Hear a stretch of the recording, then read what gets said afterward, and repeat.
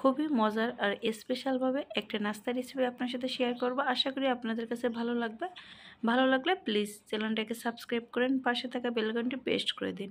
নিত্য নতুন রেসিপিতে অবশ্যই নোটিফিকেশনটা অন করে দিন। একটা ডিম আর কলা দিয়ে এত মজার নাস্তা হয়, না দেখলে বুঝতে পারবেন না। চলেন মূল ভিডিওতে চলে যাই। আমি এখানে দেশি কলা দিয়ে নাস্তাটা তৈরি করব, সেজন্য কলাগুলো আমি ছিলে নিচ্ছি। কলাগুলো ছিলার পরে এর ভিতরে একটা ডিম দিয়ে দেব। ডিম দেওয়ার পরে এই কলা ডিমের সাথে এটাকে মিশিয়ে নেব। হালকা একটু ভাঙার পরে এটা আমি ব্লেন্ডারে দিয়ে দেব। ডিম আর কলাটা ভালোভাবে মেশানোর পরে আমি এটাকে ব্লেন্ডারে দিয়ে দিচ্ছি। ভালোভাবে স্মুথভাবে পেস্ট তৈরি হবে একটা। তারপরে হাফ কাপ চিনি দিয়েছি, সামান্য একটু লবণ দিয়েছি, দিয়ে এটা ব্লেন্ড করে নিয়েছি। এখন আমি এটাকে একটা বাটির ভিতরে নিয়ে নিচ্ছি। তারপরে এর ভিতরে আমি দিয়ে দেব 1 চামচ বেকিং পাউডার, আর দিয়ে দেব 1 কাপ চালের গুঁড়ো, হাফ কাপ ময়দা। এগুলো দিয়ে ভালোভাবে আমি একটা পেস্ট তৈরি করে নিব।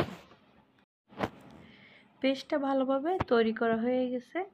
আমি এটাকে একটা সাইডে রেখে দিয়ে চুলার পরে ফ্রাই প্যান বসিয়ে পরিমাণ মতো তেল দিয়ে, তেলটা কিন্তু আগে থেকে দেওয়া ছিল। তারপরে এই যে ঘুরায় ঘুরায় আমি একটা জিলাপির মতো তৈরি করতেছি। আসলে এখানে আপনারা কলার বড়াও তৈরি করতে পারেন, আর কোনো ডিজাইন দিয়েও তৈরি করতে পারেন, সমস্যা নাই। এখানে আমি একটু ডিজাইন করে দিচ্ছি। জিলাপির মতো যদি দিই দেখতেও ভালো লাগে আর বাচ্চারাও খুশি হয়, সেই জন্য আমি এভাবে দিছি। প্রথমে অনেক কষ্ট হয়েছিল দিতে, তারপরে যখন এটা ঝাঁকি দিয়ে নিছি তখন আর কোনো কষ্ট হয়নি। আপনারা কেকের যে পলিগুলো আছে তার ভিতরে দিয়ে এটা ঘোরালে আর বেশি হবে, মোটা হবে। সেটা আমার কাছে ছিল না, যেটা আমার হাতের কাছে ছিল সেটা দিয়ে আমি তৈরি করছি। এই তো তৈরি হয়ে গেছে কলার পিঠা, একটা ডিম আর কলার পিঠা। সবাই ভালো থাকবেন, সুস্থ থাকবেন। আল্লাহ হাফেজ। Thanks for watching.